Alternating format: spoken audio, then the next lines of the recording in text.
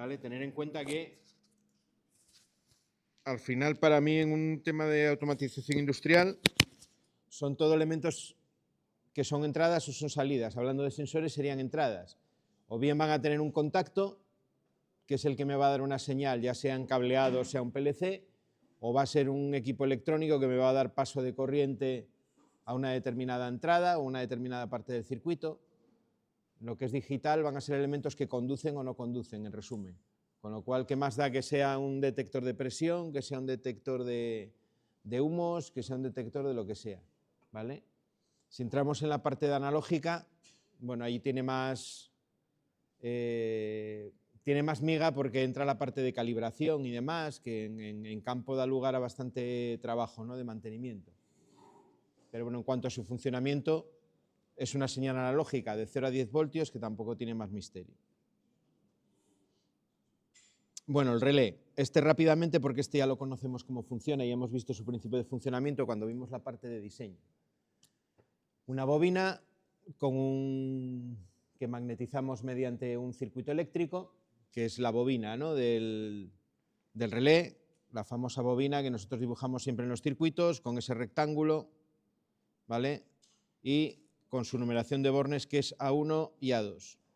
Vale, cuando metemos corriente por la bobina, la armadura se ve atraída por el núcleo de material ferromagnético que hay dentro de la bobina y mueve los contactos. Ahí tenéis, de manera muy simplificada, cómo sería el mecanismo de un relé en reposo respecto al relé activado. ¿Vale? Al moverse la armadura, pues cambia una pletina que está en el medio, en ese contacto conmutado, de la izquierda, que estaría en reposo, a hacer contacto con la pletina de la derecha, que es cuando está accionado. No tiene más ciencia ni más misterio. Lo normal en este tipo de relés, en relés de mando, es bastante común tener contactos de tipo conmutado, que simbólicamente dibujamos así, ¿no? La numeración que van a tener, pues va a acabar el común en 1, el cerrado en 2 y el abierto en 4. Misma numeración que los contactos abiertos y cerrados, con la diferencia de que pierdo el 3 de la parte abierta, ¿no? Esto en el circuito, cuando yo estoy haciendo un diseño, si utilizo solo una de las dos partes, pues o bien lo dibujo como un contacto cerrado o bien lo dibujo como un contacto abierto, ¿no? ¿Vale? Según los bornes que utilice y según lo utilice como abierto o como cerrado. Si utilizase la parte abierta y cerrada simultáneamente, pues dibujo los tres terminales tal cual está. Aquí tenéis un ejemplo de catálogo, pues, de uno de los relés que utilizamos en el taller, con tal cual. Esto está sacado tal cual de Releco, de su catálogo, de qué datos me dan del relé y demás. Me da muy importante la numeración de los contactos, esto que tenemos aquí, ¿vale? ¿Por qué digo que es importante? Porque tienen dos numeraciones, siempre los relés. Una numeración que me numera los pines del relé en orden. Habéis visto que los relés que utilizamos son enchufables para poder en el mantenimiento sustituirlos rápidamente y sin necesidad de desarmar nada. Esos pines van numerados en orden. Entonces, en la base me hace referencia a la numeración de los pines que tiene el relé. Y luego tengo la numeración de los esquemas, que es la normalizada, que es la que tiene la doble cifra, ¿no?, en todas ellas. La que se corresponde con el A1, A2 de la bobina. ¿Vale? Lo que tengo que hacer siempre que cableo un relé es fijarme en la base los números como están, ¿no?, cuáles pone. Hay veces que me pone solo la numeración de pines, con lo cual tendré que mirar el lateral del relé y ver a ver la correspondencia de la numeración de pines con la numeración normalizada. Hay otras veces que pone las dos, que es lo más común, entonces tengo que fijarme dónde está el A1 y el A2 en la base, y los que ocupen la misma posición va a ser la numeración que yo tengo que mirar, la otra me olvido, ¿vale? Que es lo que pasa en la mayor parte de las bases que tenemos aquí en el taller. Si me fijo dónde está 1 a 2, es la clave, y sigo esa posición, voy a tener la numeración de todos los contactos, de todos los bornes correctamente en el relé. ¿Vale? Bueno, una de las primeras prácticas lo hicimos en el que tenía los pines en forma redonda, pues para que os acostumbraseis a fijaros en ese detalle. Luego el fabricante también me da aquí como una sombra de contactos, vamos, una sombra, un mapa de lo que sería la base y cómo están ordenados los pines con la numeración. ¿Vale? Esta base, si la giramos en ese sentido, pues es como normalmente la montamos en el tablero, ¿no?, que sería esta base de aquí, la típica base estrechita. ¿Vale? El A1 y el A2 separados encima, en la parte de abajo, en la parte de abajo, la fila inferior, serían los comunes, y luego en la parte de arriba tengo, de abajo hacia arriba, los cerrados y los abiertos. ¿Vale? Están ordenados en columnas los contactos. Fijaros que este de aquí sería el contacto 1, el siguiente este de aquí sería el contacto 2, el 3 y el 4, ¿no? Bueno, y me da sus características eléctricas. De aquí es importante esta gráfica de aquí desde el punto de vista del mantenimiento, porque cuando lo instalo debería de hacer un cálculo del número de operaciones, ¿vale?, al cual yo voy a someter al relé para ver cuánto tiempo me va a durar. Es tan sencillo como operaciones por día, y a partir de ahí hago la cuenta cuántos años me va a durar ese relé, o cuántos meses, o voy a calcular días y esos días luego lo paso a años, meses. Más o menos eso me va a permitir planificar el mantenimiento. Si yo sé que el relé me va a durar 3 años, pues planificaré un mantenimiento para antes de 3 años sustituirlo. Se abre el cuadro y se cogen todos los relés, los que sean todos similares, bueno, se unifica, ¿no?, para no cambiar solo un relé de un cuadro cada X tiempo. Pues si tienes 3 o 4 que funcionan de manera similar, pues los cambias todos de una. Desenchufas todos los relés, los pones nuevos y a seguir funcionando. Los tipos de relés normalizados que del lado A2 van a estar todos los comunes y del lado A1 van a estar los abiertos y los cerrados, como en la gráfica. No, el lado A1 y A2 queda debajo. Es que aquí está dibujado en horizontal, pero realmente la posición que yo voy a tener, si lo pongo en vertical, yo voy a tener aquí los comunes, estos 4 de aquí, encima voy a tener el A2 y el A1, y luego en la parte de arriba los abiertos y los cerrados. Pero esto no se cumple para todas las marcas, ¿eh? No se cumple para todas. Por ejemplo, los que tenemos que tienen los pines de forma redonda los tienen ordenados de otra manera. De hecho, tienen el A1 y el A2, me parece que lo tienen aquí debajo, en las esquinas de abajo. Vale, hay que fijarse en la base, no... Esta configuración que tenemos aquí de todas maneras es bastante común, ¿eh?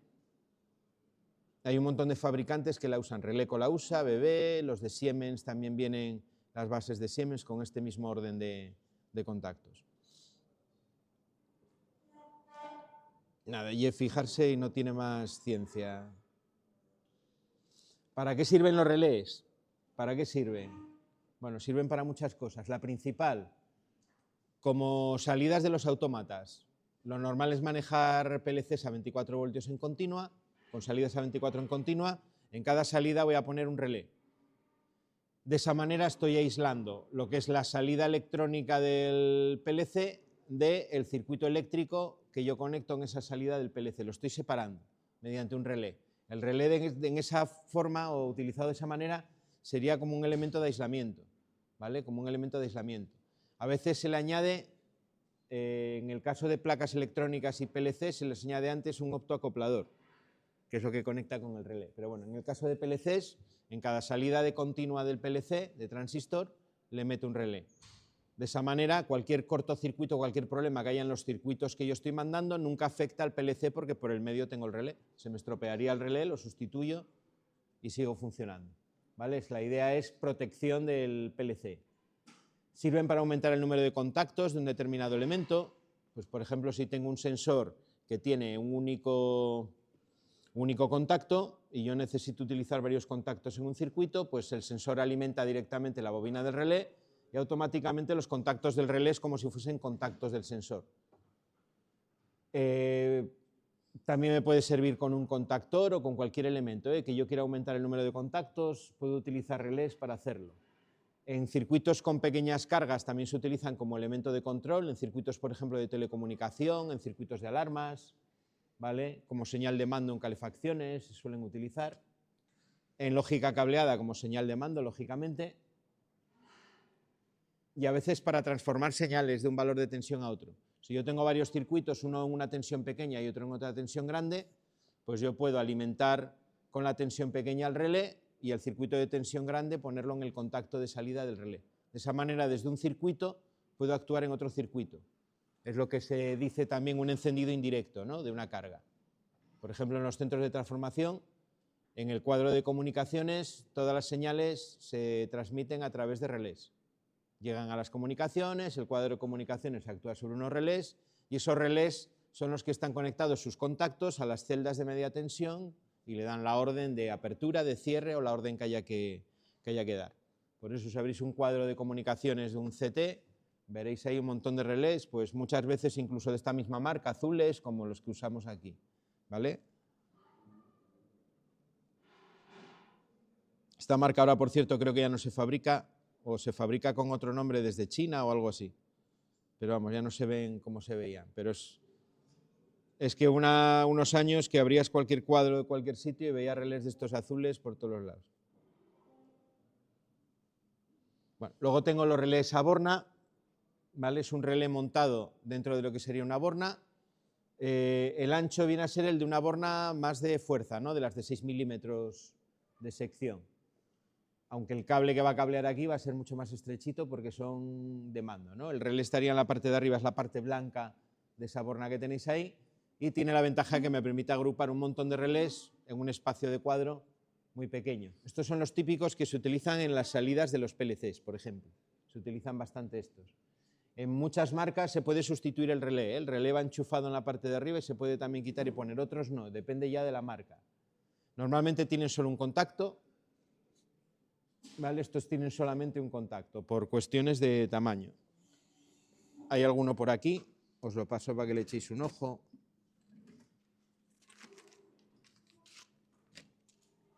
Por ejemplo, este de aquí, este lleva además una temporización, ¿vale? En este, en vez de estar arriba, tiene el relé montado, y este es de los que no se puede desarmar, no se puede quitar el relé porque está soldado a la placa. Pero esto sería un relé de tipo borna.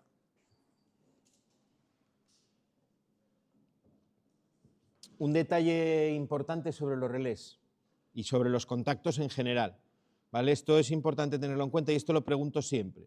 Esto es pregunta de examen, ¿vale? En el test esto seguro que os va a salir. Este cuadro de aquí. Los tipos de contactos, y lo más importante dentro de los tipos de contacto, fijarnos que la distancia de desplazamiento del contacto, de movimiento del contacto, es lo que determina esa rapidez, entre comillas, que tienen los contactos. Tendría los contactos de tipo normal, ¿vale? En los cuales siempre el cerrado actúa más rápidamente que el abierto. Serían estos dos de aquí arriba, serían los dos de arriba, este de aquí, el normalmente abierto, y este de aquí normalmente cerrado. En la gráfica lo que representa es en milímetros la distancia de movimiento del elemento móvil del contacto, ¿vale? El desplazamiento que tiene. Fijaros que ligeramente por encima de 1 milímetro, ese contacto ya maniobrado pasa de estar cerrado, que es el sombreado oscuro, a estar abierto, ¿vale? Mientras que el normalmente abierto, a partir de los 2 milímetros es cuando pasa a estar cerrado. Es decir, hay una zona aquí en medio donde los dos están abiertos, ¿vale? Hay una zona ahí en medio donde los dos están abiertos. Eso pasa, por ejemplo, también en los finales de carrera, que utilizamos, que no son de ruptura brusca, los que veis que puedo mover el contacto a la velocidad con la que yo voy moviendo el dedo, hay un momento donde los dos contactos están abiertos, ¿vale?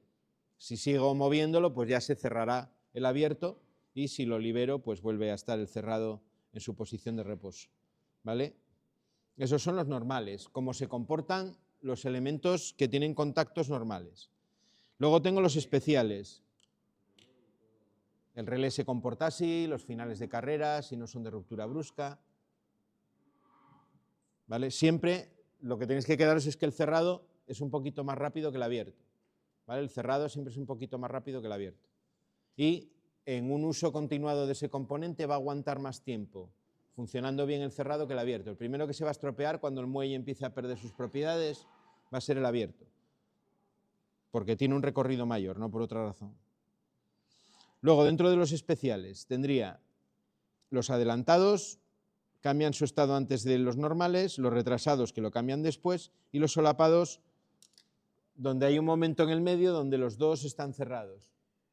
Es decir, se adelantan los dos, haciendo incluso que se solapen.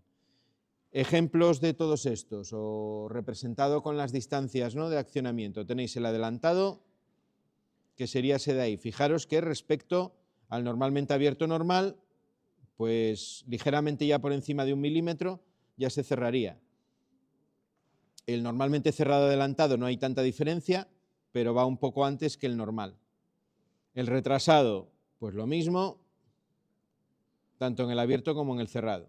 Y el solapado, que fijaros que aquí en este sí que hay una zona en el medio donde están los dos cerrados al mismo tiempo, ¿vale? Comparándolo con el normal, que era justo lo contrario, había una zona en el medio donde los dos estaban abiertos.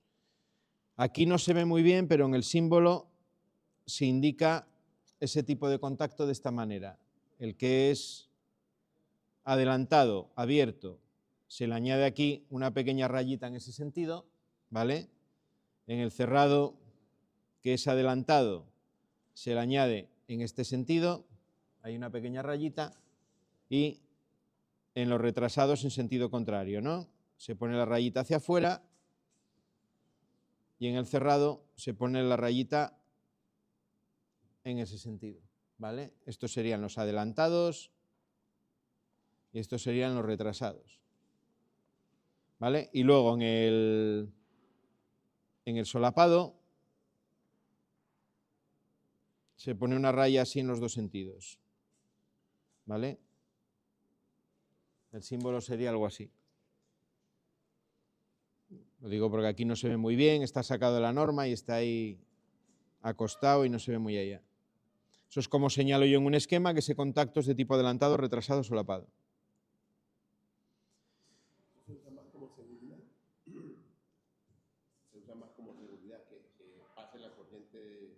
Claro, si por ejemplo te interesa que no se solapen dos elementos, porque tienes una inversión de giro, por ejemplo, algo así, puedes hacer corto, pues utilizaría los dos retrasados, ¿no? Para que los dos retrasados no, los dos adelantados, o uno adelantado y otro retrasado, para que el cerrado tarde más y el abierto tarde menos, y de esa manera le doy ese tiempo de actuación para asegurarme de que no va a haber corte. Tú, por ejemplo, tienes una inversión de giro y yo quiero que, o no quiero que me haga corto porque un contactor a lo mejor son distintos y puede ser un poco más rápido. Bueno, pues puedo utilizar como paso intermedio relés que tengan esos contactos adelantados y retrasados. Es decir, adelanto la parada del primero y retraso la puesta en funcionamiento del segundo mediante los contactos de un relé. No, lo mezclo para dar separación, para que haya una zona en el medio donde ninguno de los dos esté activado. Es como si parase el motor ligeramente en el medio de la conmutación. De esa manera seguro que no voy a hacer corto, ¿vale? Se puede hacer también con un temporizador, pero bueno, ya sería más complejo. De esta manera, simplemente con contactos, puedo garantizar. Si son iguales, los dos contactores, no suele haber problema y se puede hacer directamente, sin necesidad de utilizar estos contactos. Pero si son distintos, eso me va a asegurar el no hacer corto. Venga, los temporizadores. Nos habíamos visto también algo cuando vimos la parte del diseño de los circuitos. Los tengo de tres tipos en principio, retardados a la conexión, a la desconexión y a la conexión y desconexión al mismo tiempo. Un temporizador es un relé que tiene contactos que llevan un retraso o un adelanto respecto a la activación de la bobina, ¿vale? Estos de aquí, los retardos a la conexión, son los que se llaman on delay, ¿vale? Y estos son off delay. ¿Vale? Los vais a ver con estos nombres en inglés en la mayor parte de los catálogos, por eso os lo pongo ahí.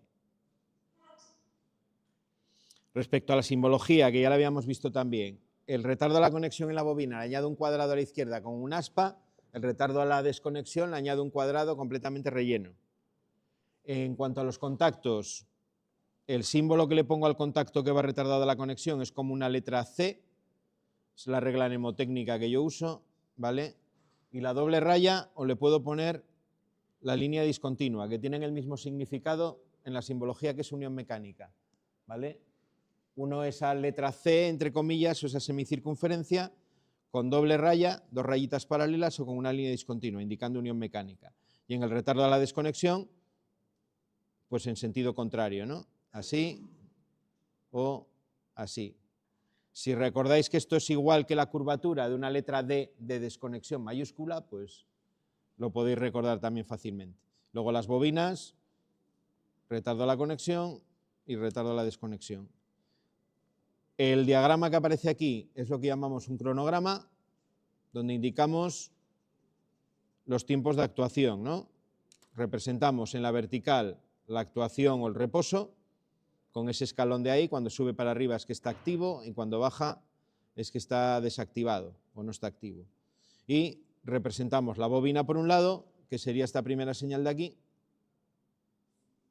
¿vale? Esto sería la bobina y el contacto.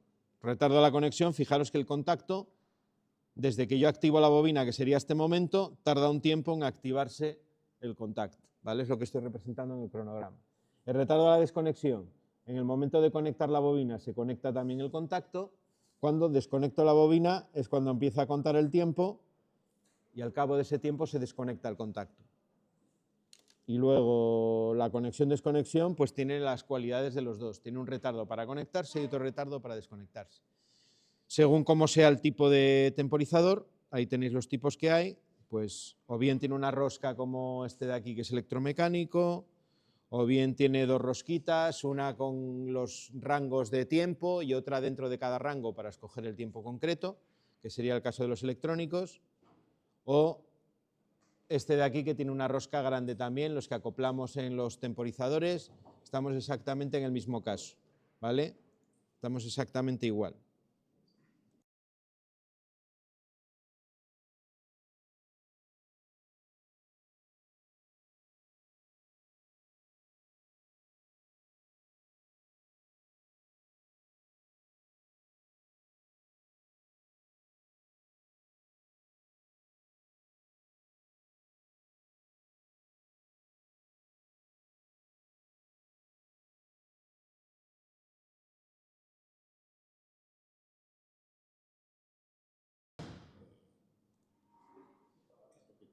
Los pequeñitos, sí, los enchufables. Con temporizador también, ya esos tienen un tiempo específico, eso no se pueden grabar.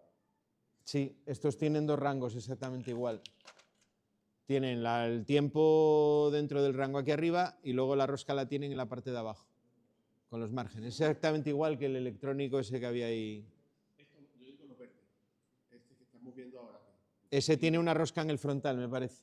El número que te aparece en el frontal es el tiempo, pero tiene un único rango que debe ser segundos, creo, ¿eh? Los tipos, constructivamente, los tres primeros los más típicos, electromecánicos, electrónicos y neumáticos. Electromecánicos, un mecanismo de relojería con engranajes que son de plástico, un pequeño motorín eléctrico que alimento cuando alimento la bobina y cuenta como un reloj, ¿vale? Mecánicamente. Los electrónicos, este que montamos sobre la base del relé es electrónico. Los que son alargaditos, finos de Schneider son electrónicos también. Estos están basados normalmente en un integrado que es el 555, que sirve para temporizar. Es un integrado que con unos condensadores y unas resistencias puedes regular el margen de temporización. Tan sencillo como condensadores y resistencias variables para el rango, ¿no? Que es lo que yo accedo desde el frontal. Se estropean muy fácilmente porque en la placa que hay dentro de ese aparato lo que tengo es una resistencia variable que es como una pastillita del tamaño de una pastilla, que en el medio tiene un agujerín que es lo que giro, donde entra un tornillo, lo que giro para regular la resistencia. El control que tenéis en el frontal del temporizador está unido por una varilla de plástico muy fina a esa resistencia. En cuanto yo fuerzo con el destornillador nada, un poco más de la cuenta, esa varilla se rompe por dentro y queda inservible, al menos la regulación, te queda en el tiempo que tuviese seleccionado. Y luego los neumáticos, que son estos que monto con los contactores. Esto lo que tiene dentro es una membrana que cuando el contactor se activa tira de ella hacia atrás, tiene un pequeño agujerín por donde va pasando el aire, cuando el aire pasa completamente la membrana vuelve a reposo y acciona el temporizador, ¿vale? Lo que hago con la rosca es regular un muelle que está en antagonista de esa membrana, que hace más o menos fuerza para que le cueste más o menos trabajo a la membrana, más o menos tiempo al final, volver a la situación de reposo. Son de tipo neumático porque utilizan el aire para funcionar, ¿vale? El aire y la propia actuación del contactor. Y bueno, luego todos los fabricantes vais a ver que os da esos cronogramas que comentábamos antes para indicaros el funcionamiento. Los electrónicos, aparte del funcionamiento de retardado de la conexión o la desconexión, pues suelen tener funcionamientos memorizados, ¿vale? Este terminal que muchas veces me preguntáis que qué significa, este Y1 que traen los electrónicos, es para hacer un retardo a la conexión memorizado, ¿vale? Como el que tenéis aquí debajo, por ejemplo. ¿Vale? Eso lo hago alimentando, en vez de por el A1, alimentando por el Y1. Pues nada, lo que tiene electrónicamente es una pequeña memoria que va almacenando esos tiempos y cuando llega el tiempo seleccionado, pues actúa. Ya sabéis que un retardo a la conexión normal, si yo antes de llegar al tiempo dejo de alimentar la bobina, el tiempo se pone a cero automáticamente, no me lo memoriza, ¿vale? Mientras que este electrónico alimentando por Y1 sí que lo memorizaría. Si yo le pongo 3 minutos, él va a contabilizar en los periodos que yo le alimente hasta llegar a 1 minuto. ¿Vale? Puedo alimentarlo de 10 en 10 segundos o lo que sea, que en cuanto acumule ese minuto va a actuar.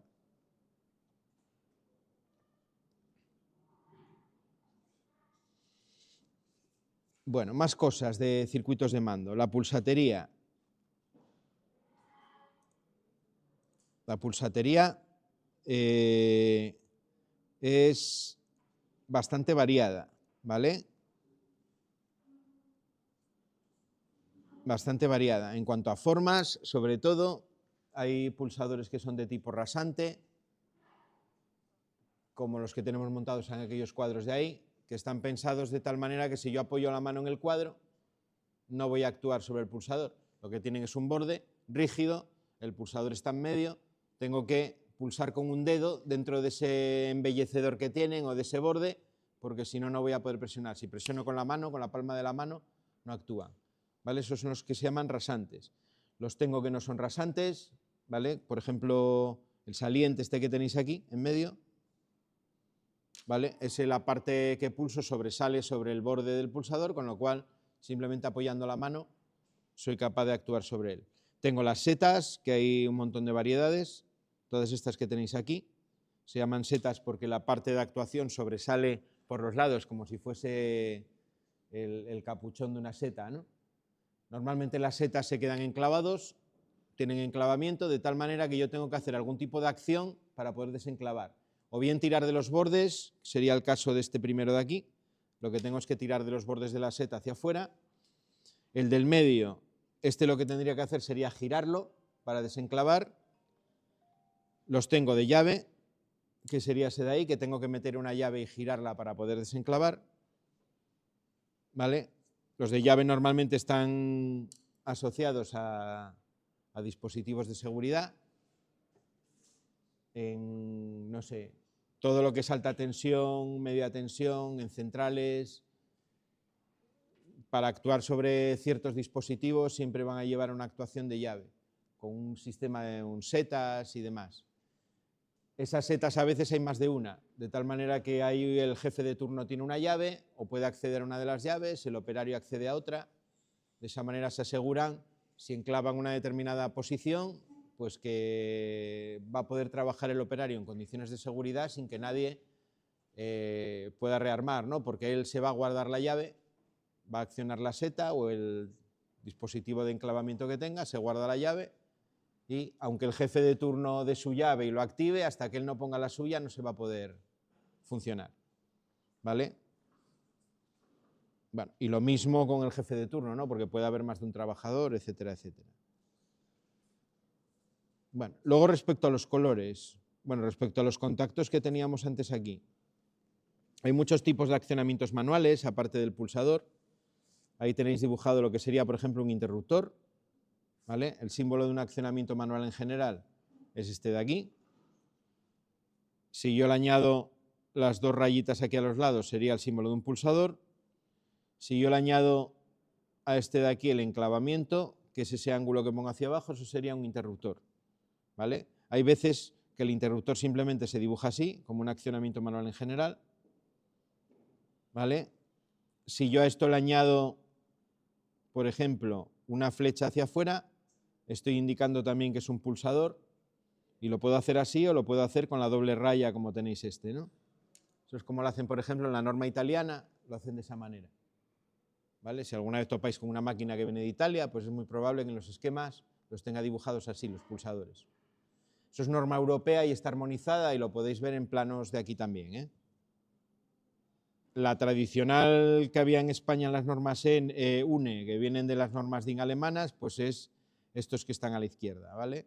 Esta columna de aquí, los que solemos utilizar. Y la norma francesa también va un poco en la misma línea.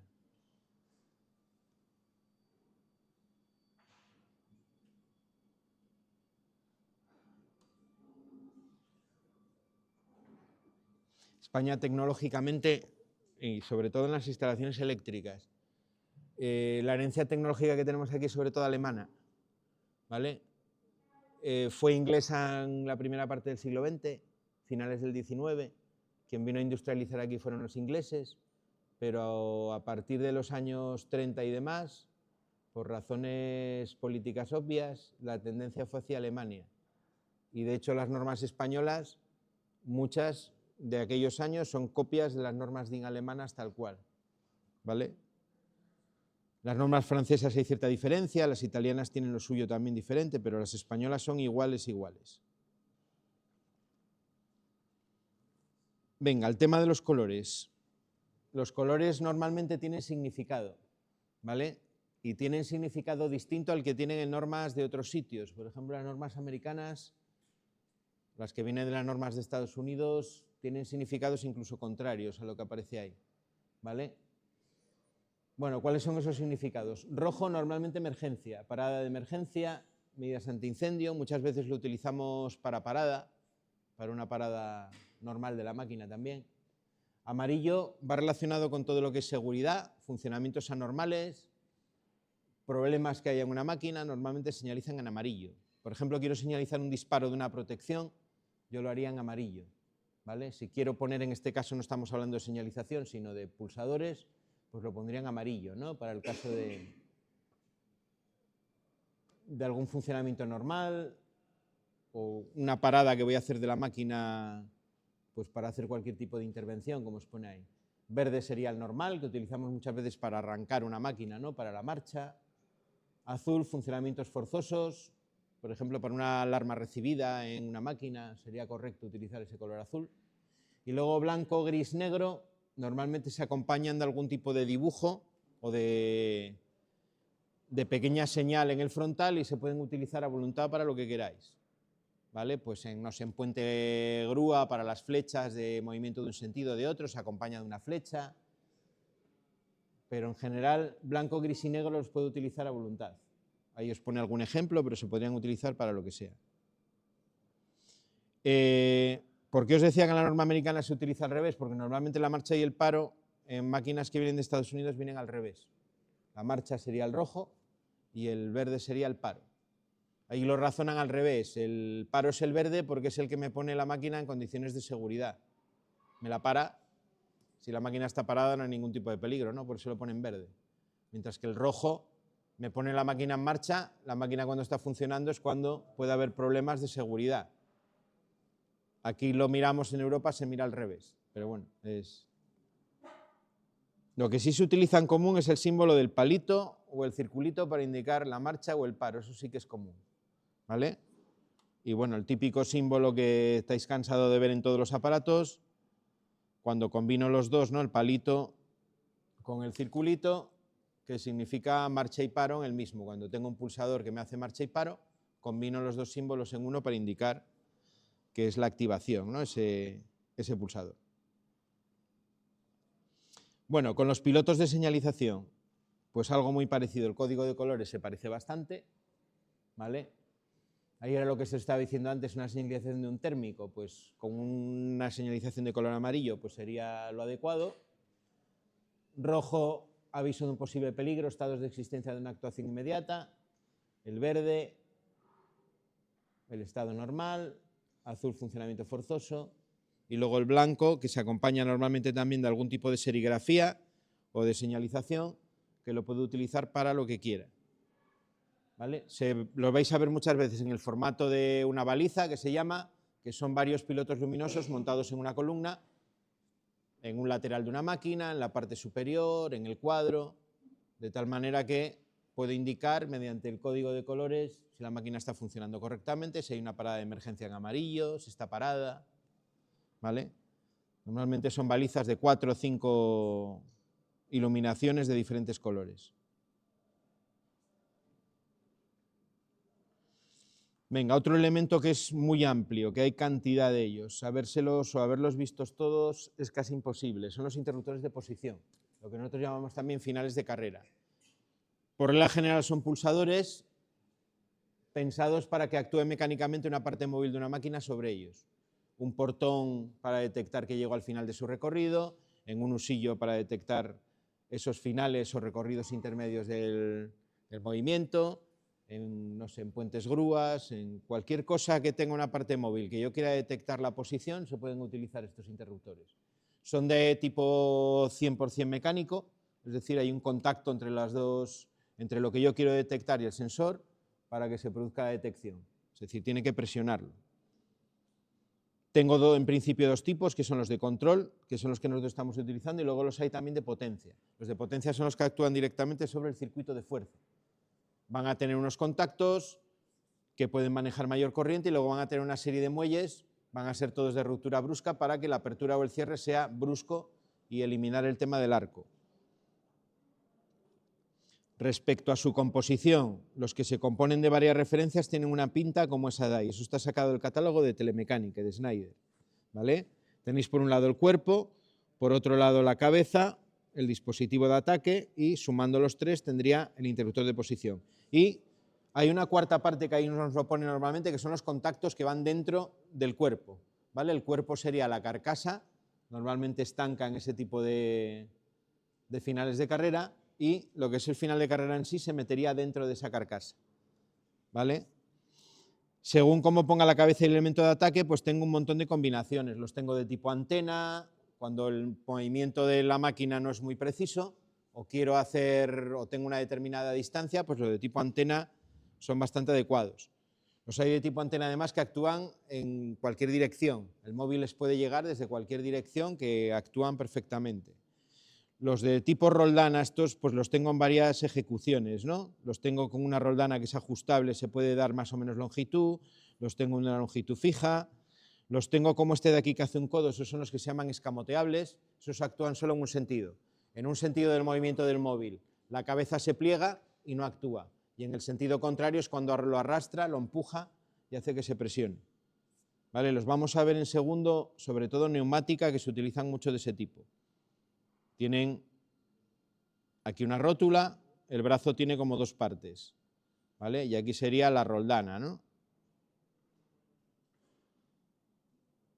Imaginaos que está aquí el sensor y aquí está donde yo estoy presionando. Si yo paso en este sentido, esto gira y la parte de abajo no se mueve, ¿no? En cambio, si vengo en sentido contrario, lo que hace es presionarlo hacia abajo, accionando el final de carrera, el interruptor de posición. ¿Vale? Eso se llaman escamoteables. Escamoteables porque en un sentido se pliegan, se escamotean, por así decirlo, y no actúan. Desde el punto de vista del contacto los tengo también de dos tipos, de ruptura lenta y de ruptura brusca. Ruptura lenta, el movimiento del contacto es la velocidad con la que ya actúe sobre el elemento de ataque. Ruptura brusca, tienen unos muelles en el interior que hacen que a partir de cierto punto el contacto se mueve rápidamente. ¿Vale? En los tableros que manejamos nosotros los tenemos de dos tipos. Los hay que son de ruptura brusca, los que hacen clic, tienen un clic en cuanto les presionáis, oís ese sonido que es el muelle cuando le da el cambio. Y los de lentos que no suenan. Más lo vais a ver, incluso algunos que hay de más tiempo que son transparentes, veis cómo el contacto se mueve sin problema. Ahí tenéis sacado de catálogo pues diferentes referencias, diferentes tipos, cómo señaliza el fabricante las distancias de actuación que veíamos antes, ¿vale? Es esto que os aparece aquí, en esa fila, son las distancias de los contactos. Si llegan a estar solapados, si no.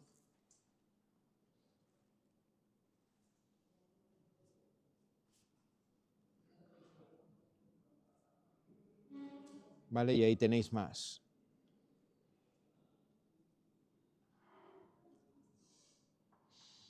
Vale, vamos a pararnos un momento en esto de aquí. Esto está relacionado con las máquinas. A la hora de utilizarlos, por ejemplo, en los resguardos, cosas que hay que tener en cuenta, ¿vale? Lo que se llama maniobra positiva, funcionamiento positivo y funcionamiento negativo, en modo negativo.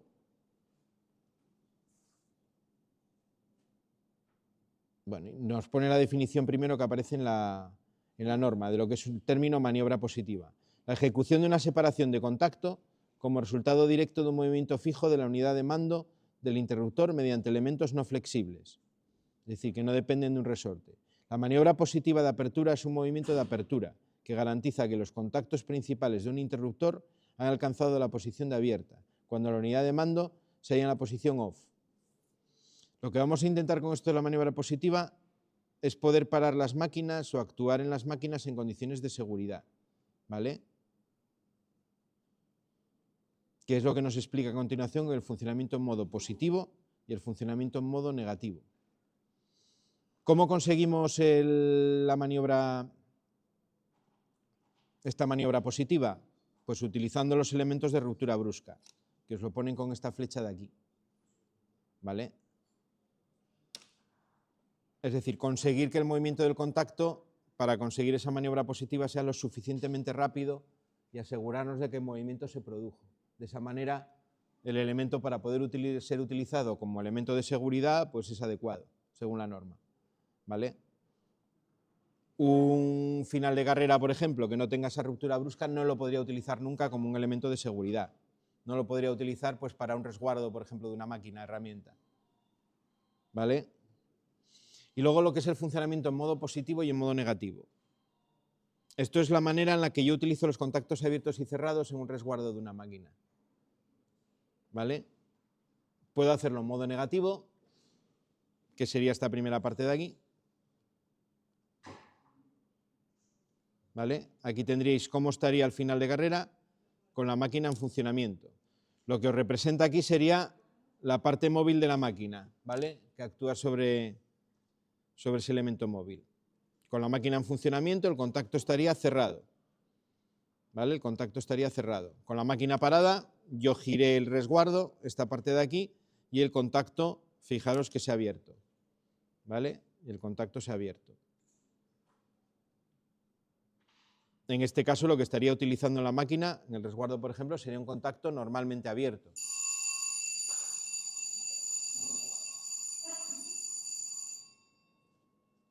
¿Vale? Yo en el esquema tendría aquí un final de carrera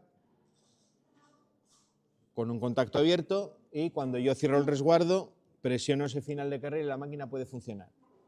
¿Qué fallos me da ese tipo de funcionamiento? ¿Qué pasa si los contactos quedan pegados? Abro el resguardo y la máquina sigue funcionando, ¿vale? ¿Puede pasar esto en una máquina? Puede pasar. Esto es una señal de envejecimiento de los contactos. Cuando están recorridos por corriente durante mucho tiempo, puede llegar a pasar. A veces se pegan también por condiciones ambientales, depósitos de polvo junto con humedad, etcétera, etcétera. ¿Vale? Otro fallo que me puede dar una actuación incorrecta, que se rompa el muelle. El muelle que hace que el contacto vuelva, si se rompe, el contacto puede quedar presionado, puede quedar pegado con más facilidad, ¿vale? Eso sería el peligro que yo tengo utilizando el modo negativo. El peligro es que yo abra el resguardo y la máquina no se pare, la máquina siga funcionando. Puedo utilizar el modo positivo, otra manera de hacer. Utilizo contactos cerrados en vez de contactos abiertos. Con la máquina en funcionamiento, el contacto cerrado estaría en reposo y estaría pasando la corriente. Y cuando yo abro el resguardo, estoy actuando sobre el contacto, ¿vale? Cuando abro el resguardo y paro la máquina, estoy actuando sobre ese contacto. En este caso, ¿cuáles son los fallos que me pueden dar problemas en esta máquina? Bueno, si la roldana está desgastada, la parte mecánica, el contacto puede seguir cerrado. Si está alineado incorrectamente, que esto es muy típico, es lo que más suele pasar en las máquinas, que a base de abrir y cerrar el resguardo se acaba desajustando, o bien el final de carrera, tal como esté sujeto, o bien la parte móvil de la máquina. Y se quedaría cerrado también. Bueno, entonces, ¿cuál sería la solución? ¿Cuál es mejor? ¿Uno u otro? Pues ninguno de los dos. Lo que tengo que hacer es combinar los dos. Si pongo dos elementos, uno en modo positivo y otro en modo negativo, estoy de alguna manera reduciendo casi a cero las posibilidades de que la máquina funcione incorrectamente.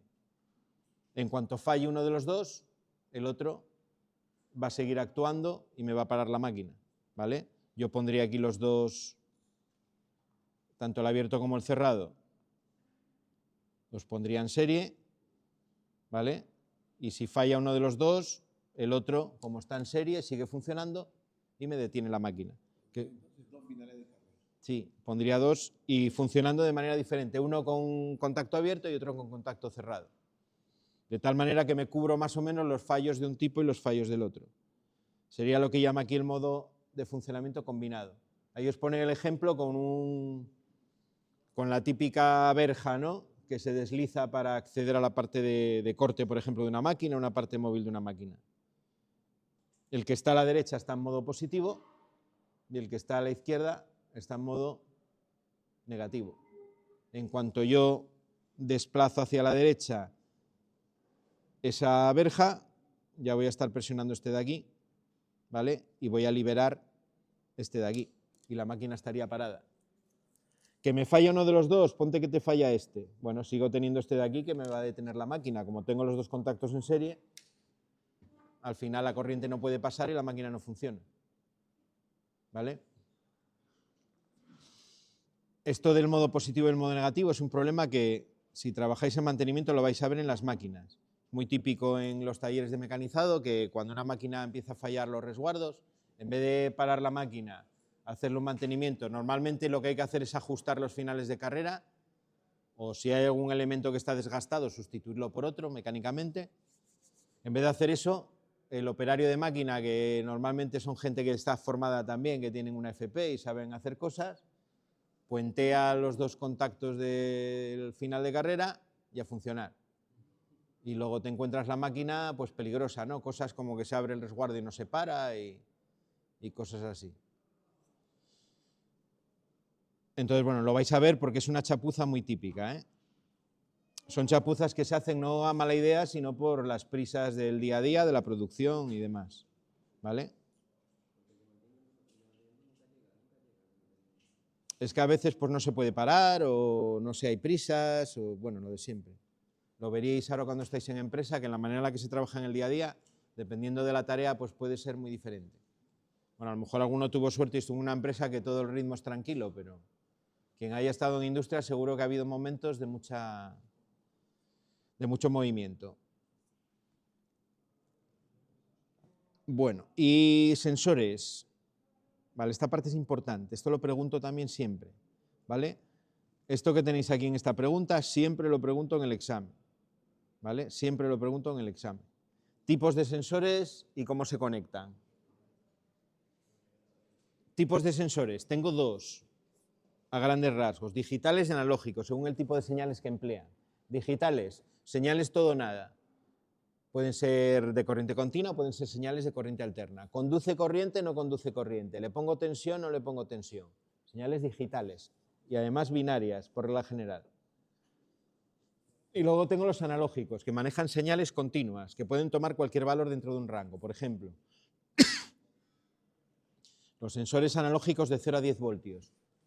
Me pueden dar una señal de 0 a 10 voltios que puede tomar cualquier valor. 3,54 voltios, por ejemplo. ¿Vale? Suelen tener una resolución determinada, un número de decimales determinado, pero me pueden dar dentro de ese rango cualquier valor. O los que son de 4 a 20 miliamperios, hay que te dan una salida de corriente en vez de tensión. Es decir, te dan entre sus bornes una corriente fija, de 4 a 20 miliamperios, que puede tomar también cualquier valor. ¿Vale? Respecto a la conexión, a 2 hilos, a 3 hilos y a 4 hilos. Y añadiríamos, por ejemplo, a 5 hilos, que es otro tipo, ¿vale? Que no lo pone aquí, pero luego os tengo puesto ya ahí un dibujo. A 2 hilos, como su propio nombre indica, tienen solo 2 cables de conexión. Sacáis de la caja el sensor y lo que vais a ver van a ser 2 cables. A ver si tengo alguno por aquí.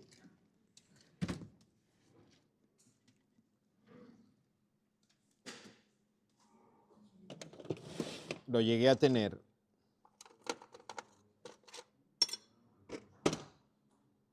Bueno, este es a 3. Este que os voy a pasar es a 3 hilos, os lo paso para que lo veáis. Este sería uno de 3 hilos.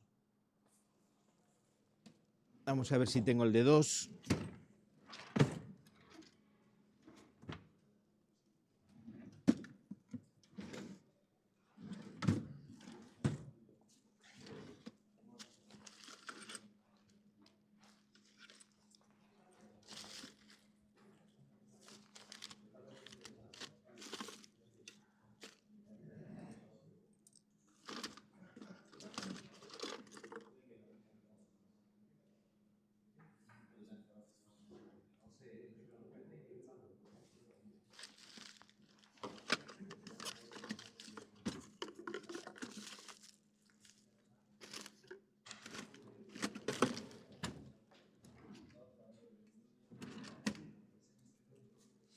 No lo tengo, no sé dónde me lo han llevado.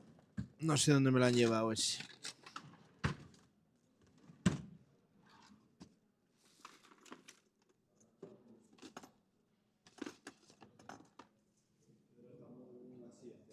Es este de aquí. Este es un sensor a 2 hilos, ¿vale? De tipo inductivo. Lo pasáis también por ahí.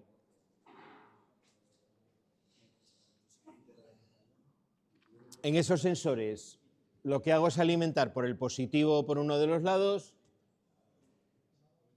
y en el otro pondré la carga. Y esa carga le llegará directamente el negativo. En este caso os lo dibujan los apuntes con un relé. Es lo que normalmente se les conecta. ¿Vale? Le meto el positivo. Puede ser el positivo o el negativo, según sean NPN o PNP, el tipo de transistor que lleven dentro, pueden dar señal positiva o señal negativa. Por eso os pone aquí el más y el menos en los dos. ¿Vale? El más y el menos en los dos. Si alimento aquí con el positivo, la carga la meto directamente al negativo, ¿vale? Este sería el típico electrónico para corriente continua y esta sería la conexión en corriente alterna. Normalmente vienen los cables en color marrón y azul, en marrón y azul. Marrón, fase o positivo, el azul, el negativo o el neutro en el caso de alterna, ¿vale?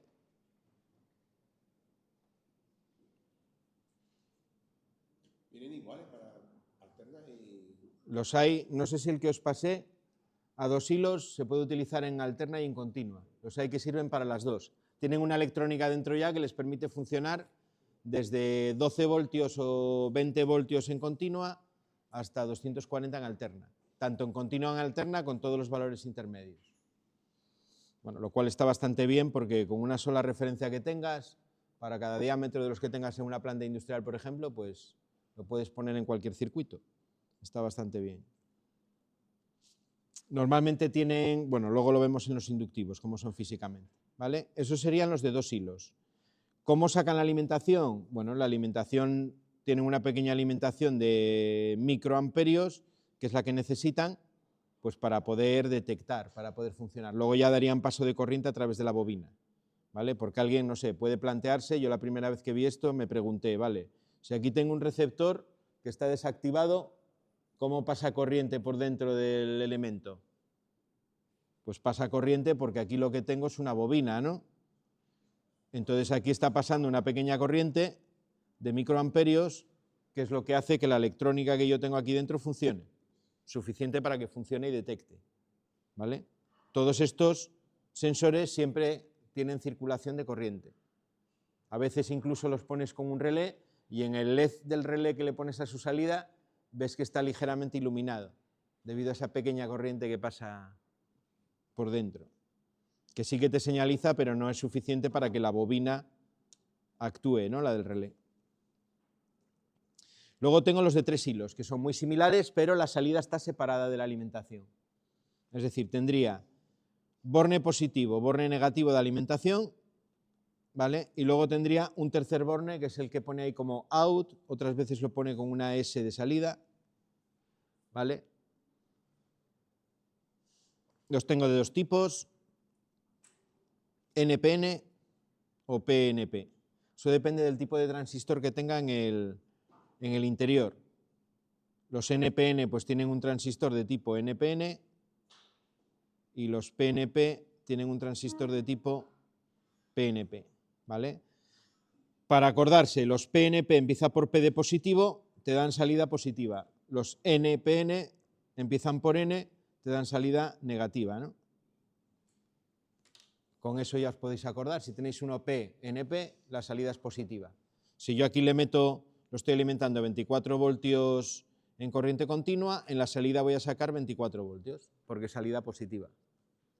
Mientras que en el NPN, si alimento con 24 voltios, aquí lo que os sacará en la salida cuando detecte va a ser 0, ¿vale? Los 0 voltios que tengo ahí en el negativo, la masa. Vale.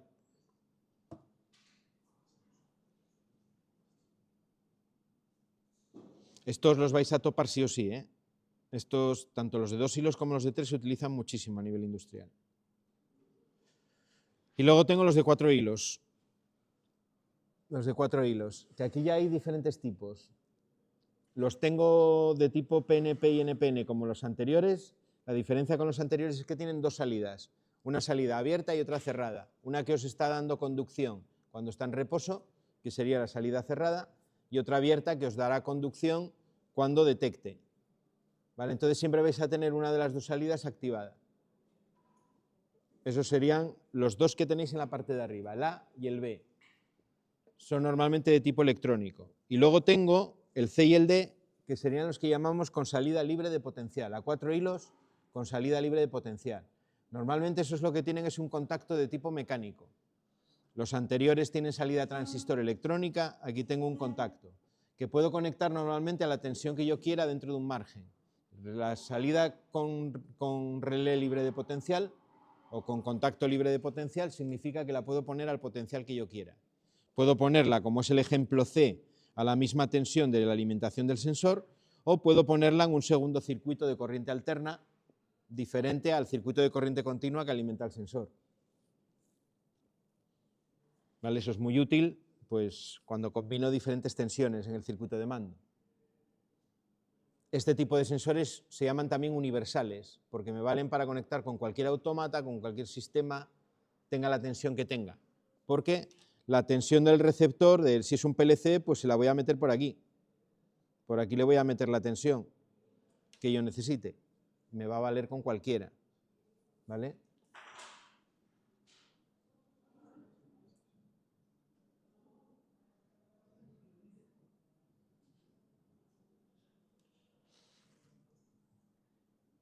¿Y qué más? Vale, y este tipo de aquí lo tengo también a 5 hilos, que era el que os decía.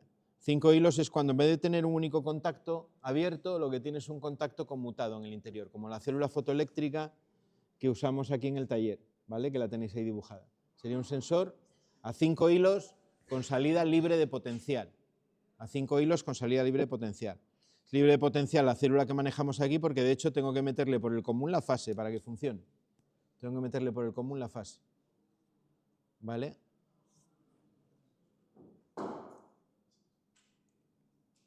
Bueno, luego dentro ya de los sensores, los apuntes os va poniendo ahí todos los tipos que hay.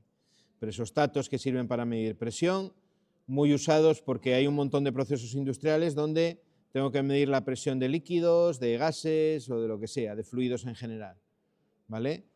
Aquí os enseña uno de tipo electromecánico, con una membrana, un poco el principio del temporizador que vimos antes. En este caso tengo el fluido que está presionando la membrana por un lado y tengo un muelle por el lado contrario de la membrana. Un muelle que puedo regular con un tornillo su resistencia mayor o menor. De tal manera que a partir de una determinada presión por el lado del fluido de la membrana, empujará el muelle, moverá unos contactos y me dará una señal, ¿no? Es el funcionamiento muy básico de los presostatos de toda la vida, por así decirlo, los electromecánicos. Y ahí tenéis un ejemplo de catálogo de telemecánica de uno en concreto, con un corte que os da más o menos idea de cómo está la membrana, del muelle dónde está, etcétera, etcétera.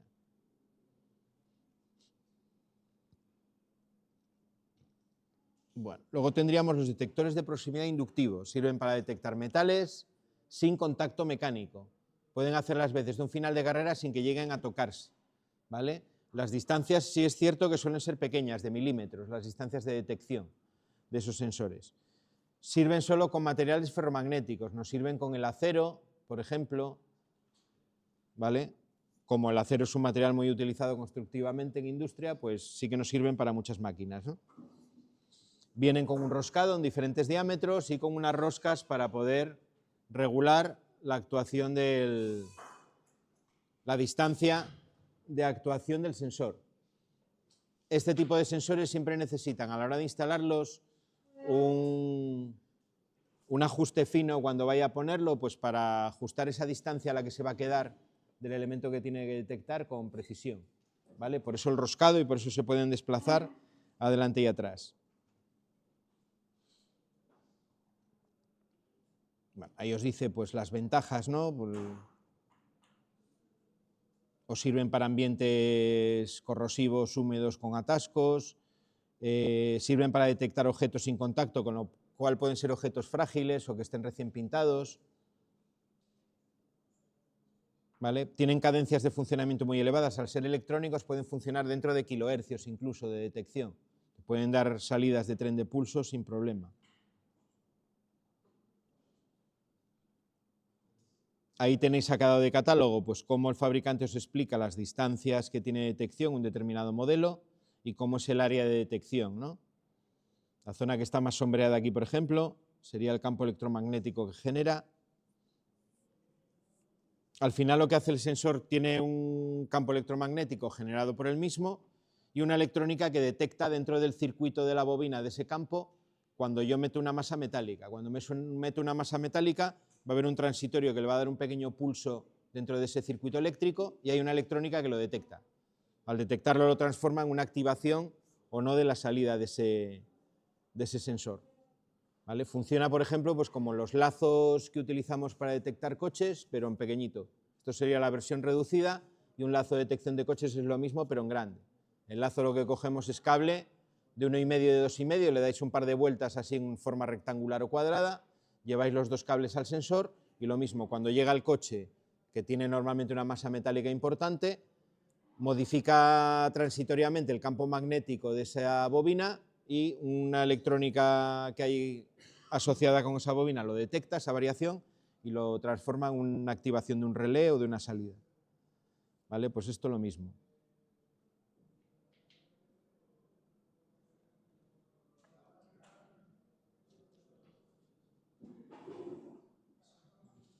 Bueno, ahí os dice lo que tiene internamente y todo eso.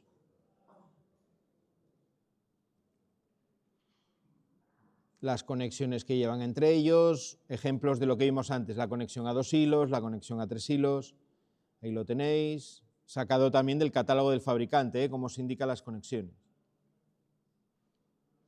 Siempre que vais a conectar un sensor, conviene que le echéis un vistazo al catálogo. Bueno, no hace falta mirar el catálogo porque normalmente en la propia caja suele venir el fabricante con el esquema de conexión. Este que os pasé, si abrimos la caja por dentro, no, este es de los que viene con papel. Hay otros que en la propia caja la abres y viene por dentro serigrafiado el esquema de conexión. Estos están sacados del catálogo, los mismos que tendríais, ¿no? Cómo se conecta a 2 hilos, a 3 hilos, los mismos esquemas que vimos antes.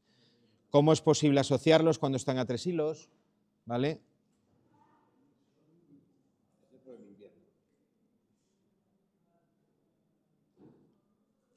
Bueno, luego pasaríamos a otros que se confunden muchas veces porque físicamente son iguales, que son los capacitivos.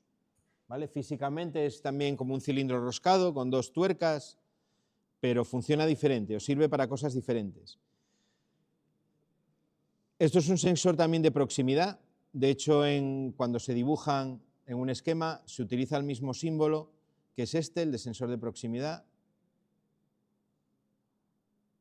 ¿Vale? Y lo que se hace es, para los capacitivos, se le dibuja un condensador y para los inductivos se les dibuja una bobina.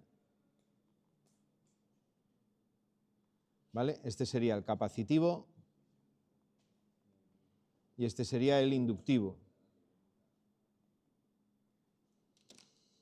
¿Vale? Estos lo que hacen es utilizar el principios de electrostática. sirven para detectar materiales que no son ferromagnéticos o materiales aislantes en general. Sabéis que un condensador funciona porque tiene en el interior un dieléctrico lo suficientemente fino como para que cuando lo pongo entre dos placas conductoras, por atracción electrostática, los electrones queden atrapados en las placas. ¿Vale? Al cargar electrónicamente una de las placas, se produce una repulsión de los electrones que hay en la placa contraria y al faltar electrones en una placa y al haber un exceso en la otra, aparece un campo electrostático, una atracción, que hace que los electrones queden ahí atrapados, ¿no?, dentro del condensador. Por eso los condensadores los podemos cargar. Pues esto funciona similar a un condensador. En este caso, la segunda placa es lo que está detectando por el otro lado, ¿vale? Que puede ser un material más o menos conductor. Lo que hace es una repulsión en los electrones que están en el material que está detectando y los electrones quedan atrapados en la placa que hay dentro del sensor. De esa manera es capaz de detectar. ¿Para qué se utiliza? Para graneles sólidos en general, es su mayor utilización. Azúcar, harina, de roca de esta muy molida, todo tipo de granel sólido que se os ocurra, se detecta bastante bien con estos sensores. Se montan en el depósito, incluso puede estar por el lado de fuera del depósito, pegado al depósito, si es un depósito de fibra, y detecta si hay algo dentro, ¿vale? Con lo cual no hace falta, al ser de proximidad, ningún contacto con el material que quiere detectar. ¿Vale? Ahí tenéis el ejemplo de un depósito a través de una ventana. Eso sí, la ventana no tiene que ser metálica, por eso cuando es un depósito metálico pues se pone una ventana de material aislante y es donde se pega el sensor. ¿Vale? Luego los hay de estos de tipo varilla, que sí que se ponen en contacto ya con el material y demás. ¿Vale? Y aquí tenéis el ejemplo del montado sobre un depósito. Me sirven para líquidos también, para agua, por un depósito de agua se podrían utilizar para detectar los niveles también.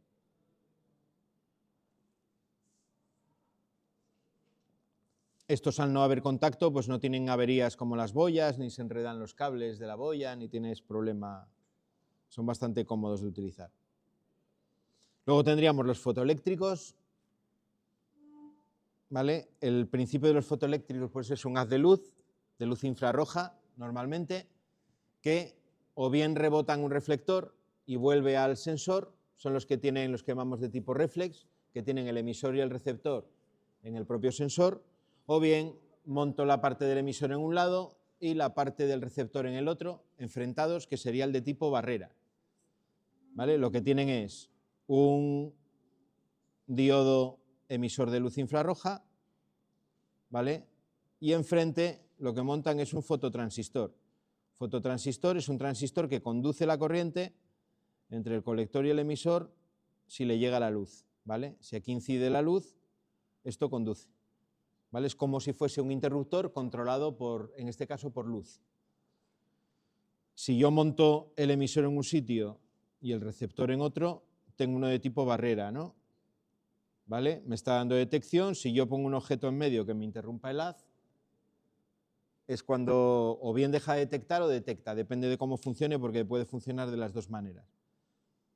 Pero vamos, el transistor se va a enterar si la luz le llega o si la luz no le llega. Los tengo de varios tipos. Bueno, ahí tenéis como antes las opciones de conexión que nos da el fabricante. Los tengo por bloqueo de haz y por retorno de haz. Los de bloqueo de haz tengo de barrera reflex y reflex polarizado.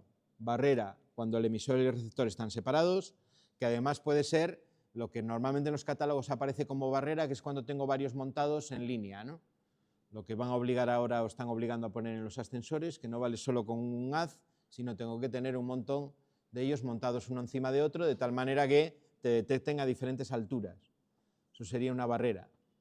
Emisor en un lado, receptor en el otro. De tipo reflex, emisor y receptor montados sobre el mismo conjunto, sobre el mismo sensor, y lo que pongo es un reflector enfrente. El que utilizamos aquí es de tipo reflex, ¿vale? El que se utiliza en los garajes, porque es más cómodo, lleva menos cableado, porque el cableado va todo a un único elemento. De la otra manera tengo que cablear dos.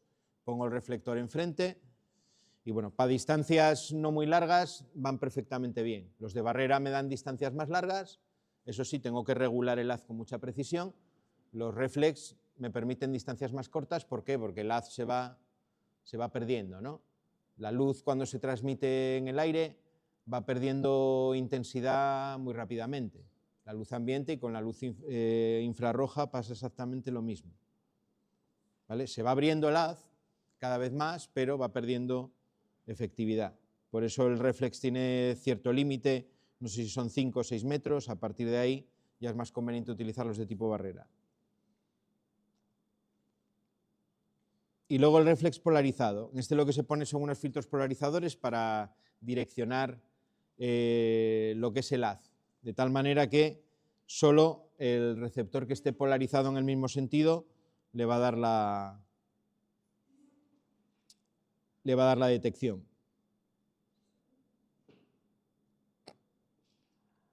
Bueno, os lo explica aquí mejor de lo que lo estoy contando yo. El filtro sobre el emisor que impide el paso de los rayos emitidos en un plano vertical, un filtro sobre el receptor que solo permite el paso de los rayos recibidos en un plano horizontal.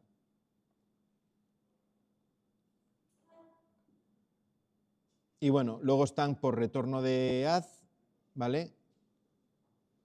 Tenemos el de proximidad y el de proximidad con borrado de plano posterior. Esta es, por ejemplo, la que tenemos en la barrera que hay en la entrada del colegio. Aquí no necesitas ni reflector ni un receptor en el otro lado. El receptor y el emisor están en el mismo componente, pero utilizamos el propio reflejo de la luz que hace lo que yo quiero detectar. Cuando pasamos con el coche, pues el propio reflejo de la luz infrarroja que va a hacer el coche es lo que le da la detección a ese tipo de célula. Esto se utiliza pues, cuando no puedo instalar o bien la barrera o el reflex, como es el caso que tenemos ahí.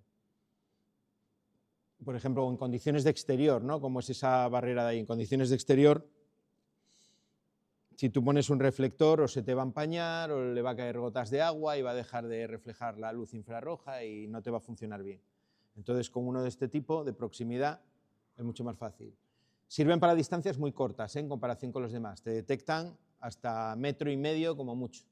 1,5 metros, 2 metros. El que tenemos ahí en la puerta me parece que llega, es de los que más llega a 2,5 metros. Pero a partir de los 2 metros lo hace regular. Digamos que la detección es regular.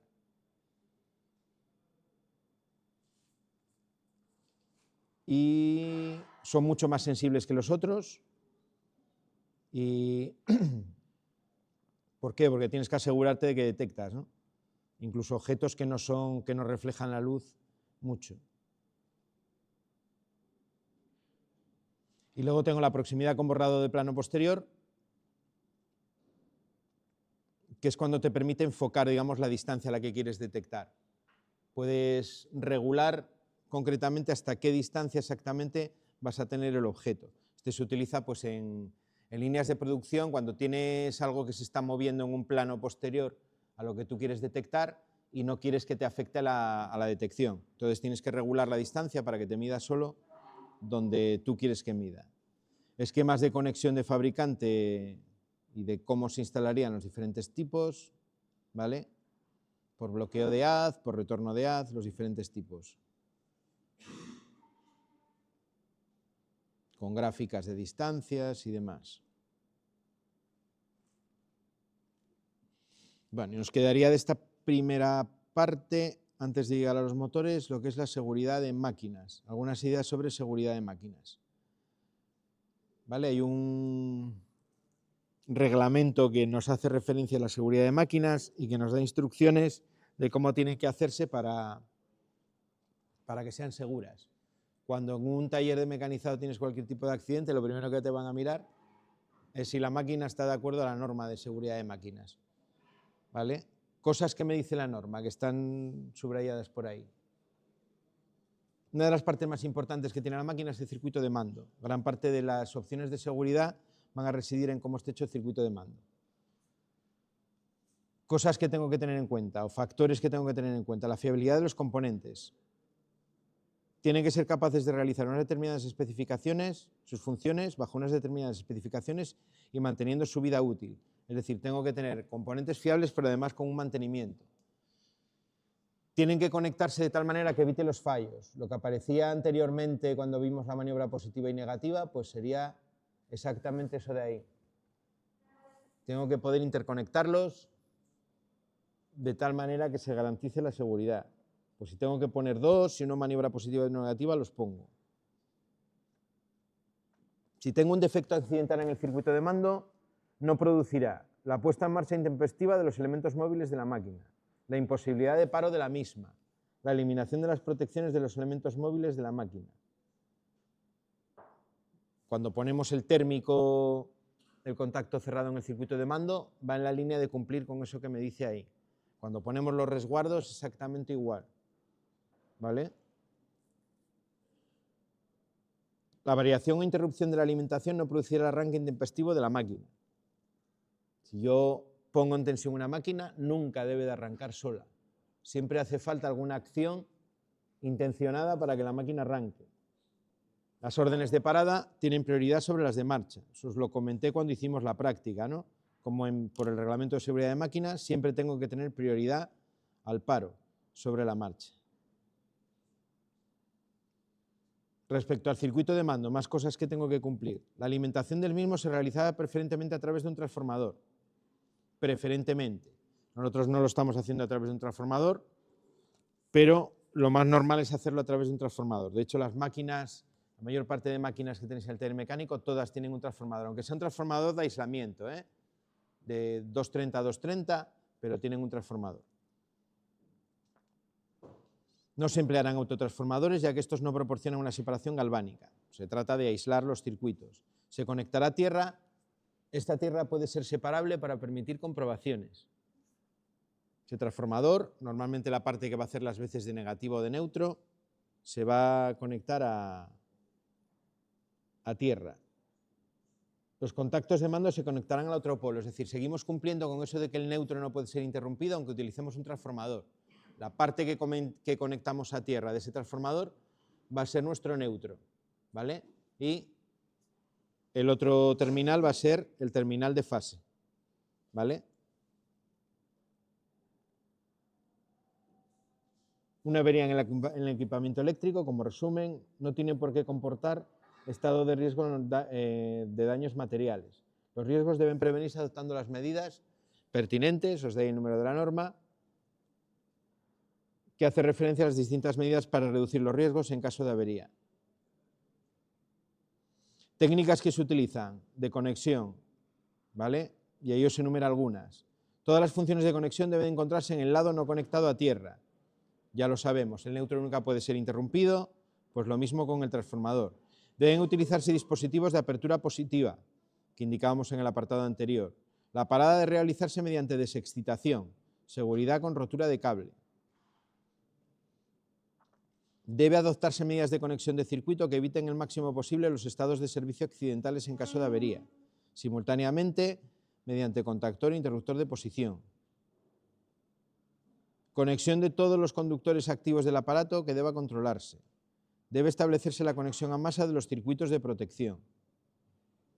Bueno, son medidas que por otro lado están en el reglamento, algunas de ellas, y cuando utilice un transformador, la idea es que tengo que seguir utilizando todas esas medidas igualmente. Voy a utilizar redundancia, es decir, más de una medida de protección al mismo tiempo, y voy a utilizar diversidad, ¿vale? La diversidad os viene explicada aquí en estos principios. Diversidad funcional, mediante la combinación de contactos de apertura y contactos de cierre. Ahí tenéis algún ejemplo, ¿no? Con un esquema, cómo combina los contactos de apertura y de cierre. ¿Vale? Es parecido al ejemplo que teníamos de la verja esa en el otro apartado. ¿Vale? Diversidad de aparatos mediante la utilización de distintos tipos de aparatos. Y dispositivo de protección abierto. Bueno, aquí hace referencia a los esquemas. A ver cuál es el que refiere aquí, que no lo encuentro. El 4.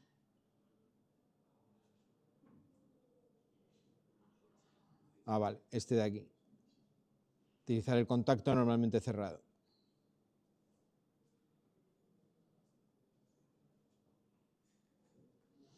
Vale, eso respecto a seguridad de máquinas. Así como resumen de las cosas que utilizamos. Transformador, preferentemente en el circuito de mando. Parte del neutro que va a hacer las veces de neutro del transformador unido a tierra. el neutro no puede ser interrumpido, es decir, esa parte que es una tierra no puedo interrumpirla. Combinar contactos de maniobra positiva con contactos de maniobra negativa. Que la máquina no pueda arrancar en el caso de un retorno de la alimentación. Nunca debería arrancar sola la máquina. ¿Vale? Prioridad siempre de paro a la marcha. Así como resumen, esas serían las cosas que tengo que tener en cuenta. Ese reglamento también me da los colores, que aquí no los pone de los cables que los comentamos, ¿no? Recordar que corriente alterna, circuitos en corriente alterna llevan color rojo, circuitos en corriente continua llevan el color azul,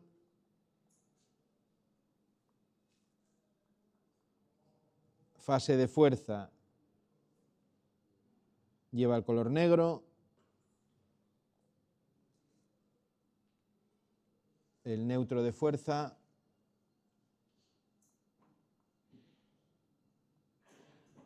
lleva color azul, ¿vale?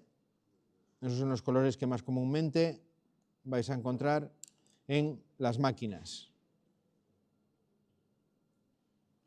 ¿Qué pasa cuando yo tengo una instalación? ¿O qué puede llegar a pasar cuando tengo una instalación donde las partes de la máquina están distribuidas? Y viene, por ejemplo, industria y se le antoja, dice que ese cable va por ahí, que es una instalación y que tienes que hacerlo con el color del reglamento. Pues nada, que lo tienes que hacer con el color del reglamento. Te olvidas del color rojo, fase en negro o marrón, neutro en azul y pista. Pasa a veces, por ejemplo, en las cuadras, en ganaderías y en cosas así, que aunque ciertos sensores que hay repartidos, robo, por ejemplo, de estos de ordeño, son parte de la máquina, pues si te viene el de industria rebotado ese día y te dice que eso es instalación, tienes que ponerle color de instalación. Y tan sencillo como cambiar el color del cable. Luego dentro del cuadro, como eso sí que vendría ya con su hoja de maquinaria, sería una máquina, si es corriente alterna en rojo, si es corriente continua en azul, ya seguirías los colores tal cual.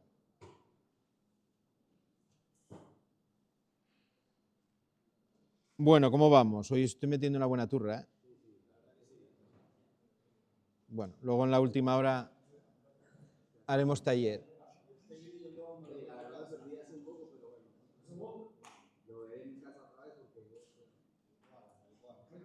Vamos con lo último que nos queda de esta parte. Identificación de los conductores. Nosotros de momento no lo estamos haciendo, pero en las instalaciones reales los conductores se identifican. Se identifican bien para el mantenimiento, pensando en el mantenimiento, o bien pensando en la fabricación del cuadro. Por ejemplo, en, no sé, industrias como Thyssen, que hace un montón de equipos que son similares, de cuadros que son hasta cierto punto estandarizados. En ese caso, pues es muy conveniente cada tramo de cable que tienes en un cuadro darle una numeración. De esa manera, pues hay, por ejemplo, un departamento al inicio de la línea de producción de la parte eléctrica que se dedica solamente a cortar el cable. Tiene un listado de cables, tiene el cable número 1 que mide 30 centímetros y es, yo que sé, rojo de 1 milímetro cuadrado sección, y sabe que de ese número de cable tiene que cortar, pues no sé, 40 unidades, porque van a hacer 40 cuadros. Pues corta 40 de ese. Del número 2, que es de otro tipo, pues otras tantas unidades. Numeras cada tramo de cable porque así es más fácil preparar el montaje del cuadro. El que está montando el cuadro se olvida, digamos, en este caso, de saber electricidad y lo que hace es directamente un mecano. Sabe que el cable número 1 va del borne tal de este componente al borne tal del otro y lo monta, siempre en todos los cuadros igual. Esa es la numeración de cables correlativa que se utiliza sobre todo por razones de producción. Luego tenemos otro sistema de numeración que se utiliza sobre todo de cara al mantenimiento, que es por potencial. Cada potencial del circuito llevaría un número.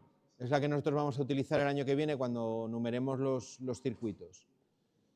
Todo, por ejemplo, el neutro de un circuito de mando, llevarían todos los cables del neutro el mismo número.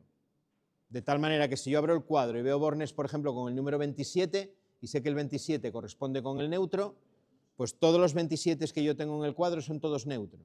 De esa manera, sin levantar canaletas, yo puedo percibir cómo es el cableado simplemente mirando la numeración. Por eso es bastante útil para el mantenimiento. Esa es la numeración que llamamos por potencial. Y luego tengo numeraciones que pueden combinar tanto la numeración de conductores con la del potencial con la numeración de bornes. Es decir, puedo incluir en el número de conductor la numeración de los bornes de origen y destino de ese cable. ¿Vale? Esa es otra opción también, que lo tenéis por ahí en los apuntes. ¿Vale? Os dice, como donde está conectado ya lo veo, pues os dice a dónde va ese cable. ¿Vale? Os dice a dónde va ese cable.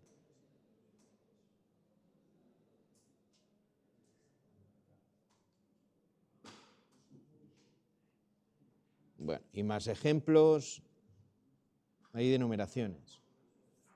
Vale.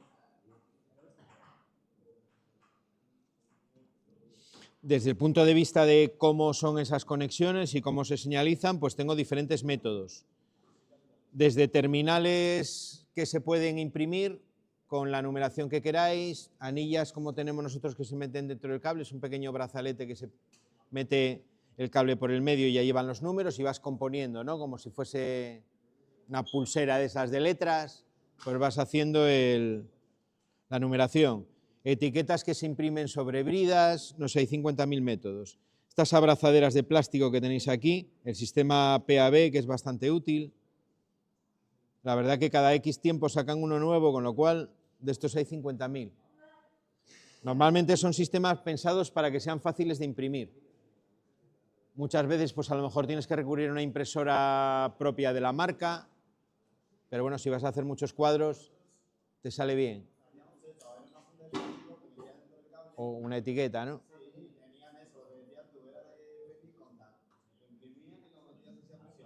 Sí, sí. Hay muchos diferentes. Las hay que imprimes la anilla en sí, como estos de aquí, que son como una especie de termorretráctil que lo imprimes y luego lo ajustas con calor. Estos que son más sencillos, por ejemplo, este que pone láminas de poliéster, es una lámina con dos agujeritos y metes el cable por los dos agujeros. Te queda...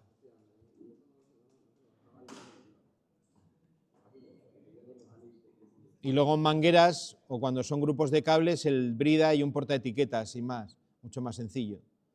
¿Vale? Aquí tenéis los de las anillas, este es el típico de las anillas, estas de aquí.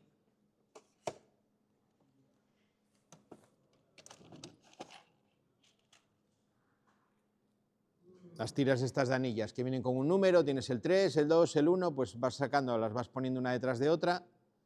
Estas las hay que se ponen encima del cable, otras son cerradas y tienes que meter el cable primero. Pero hay 50.000 métodos. El caso es que el cable tiene que ir numerado.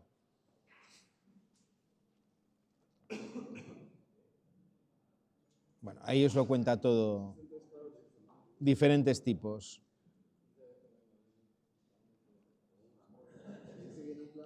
Bueno, y hasta aquí, esta parte ya es la que habíamos visto, ¿vale? La parte de diseño de los circuitos de mando, ¿vale? Esto lo vamos a pasar porque esto ya lo hemos estudiado.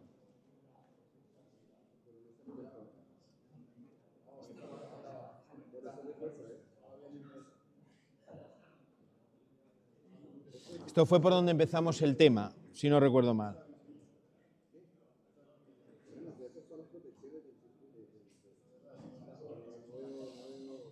Vamos a pararnos un momento en el tema de la señalización, porque aquí hay alguna cosa que no sé si comenté en su día. Bueno, esto primero que tenéis aquí, sí, lo que es la señalización de marcha y paro.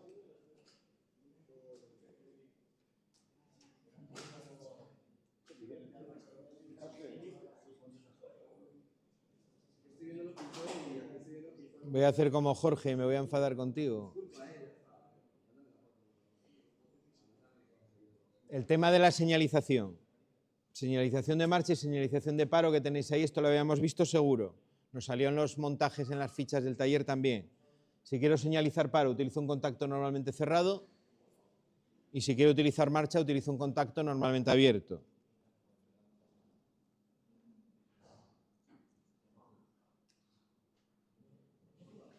Bueno, más ejemplos de señalización.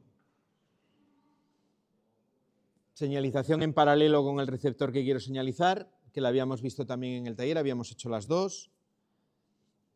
Diferencia entre las dos, entre esta y esta de aquí. ¿Cuál creéis que es la diferencia?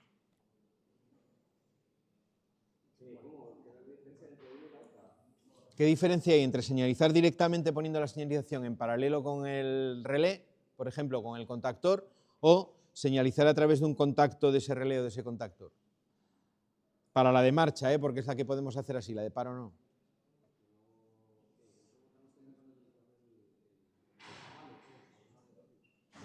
En el caso primero, yo señalizo que mecánicamente han funcionado los contactos. Aparte de estar en tensión, mecánicamente se han movido los contactos. Esta señalización en principio es mejor. Aquí estoy señalizando que estoy poniendo en tensión la bobina, que si todo va bien es de suponer que los contactos maniobren, ¿no? Pero no estoy exactamente señalizando lo mismo. La que me asegura una buena señalización en todos los casos es esta. Esta funciona al 99%, salvo cuando tengas la avería o te quede algún contacto soldado que no lo vas a detectar. Te va a señalizar solamente si tienes tensión en la bobina. Exactamente. Se utilizan las dos. Se utiliza si tienes contactos disponibles, utilizas esta, y si no los tienes, pues no tienes más remedio, lo pones en paralelo. Lo deseable es utilizar esta de aquí. Luego este esquema de aquí, este lo he preguntado muchas veces en el examen. Parte de las preguntas de test es que os pongo un esquema y os hago preguntas sobre el esquema. ¿Vale? Y uno de los que he puesto más de una vez es este. Bueno, este no, miento, este no, este. Este de aquí. Vamos a ver los dos. Ese es el ejemplo de una señalización del térmico. Este tampoco tiene mucha ciencia porque es utilizar el contacto abierto. ¿Vale? Aquí, por ejemplo, si os pregunto, ¿qué función tiene el contacto 9798 del F1? ¿Qué respondéis? Tiene una función de señalización. Correcto. ¿Vale? ¿Qué función tiene el contacto 9596 de F1? ¿Qué función tiene en ese circuito?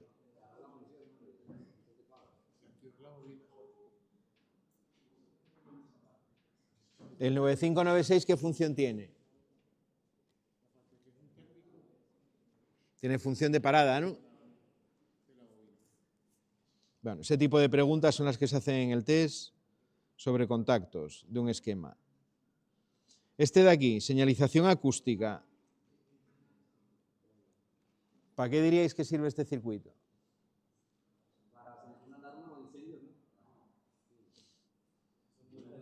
Lo primero que estoy señalizando, la señal acústica es esto de aquí. Me está señalizando con este contacto que está unido a esto de aquí.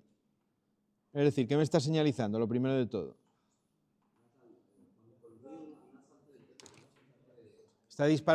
Está señalizando el disparo de F1, el disparo del térmico, con una señal acústica. Bueno, ¿para qué sirve el resto del circuito? Imaginaos que es la marcha y el paro directamente de un contactor. Salta el térmico, me señaliza la señal acústica. ¿Para qué servirá todo esto que hay a la izquierda? Esa marcha, ese paro, ese relé que hay ahí auxiliar.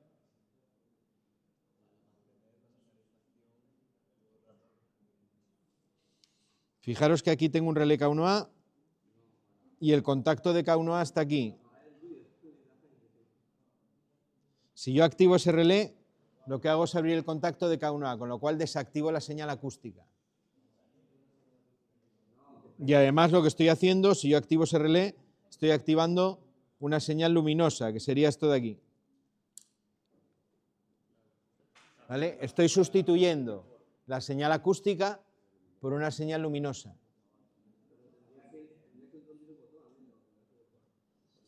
Bueno, tiene dos pulsadores, uno de marcha y otro de paro.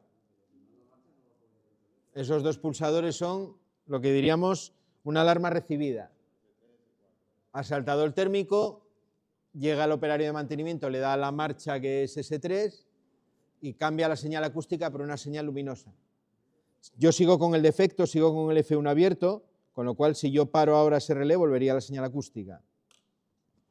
Arreglo lo que tengo que arreglar y finalmente, una vez que esté arreglado, pararía con S4 ese relé y ya no tendría ni señal acústica ni señal luminosa. se utiliza muchas veces por la señal acústica, aunque es muy buena para enterarme del problema.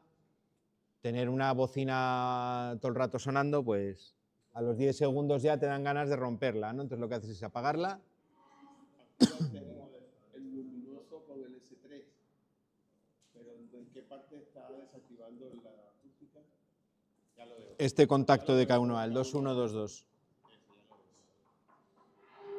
Esto sería un circuito de alarma recibida, ¿vale? He recibido la alarma, la sustituyo por una luminosa y puedo realizar la reparación y luego ya apago esa recepción de alarma y ya podría funcionar. Vale.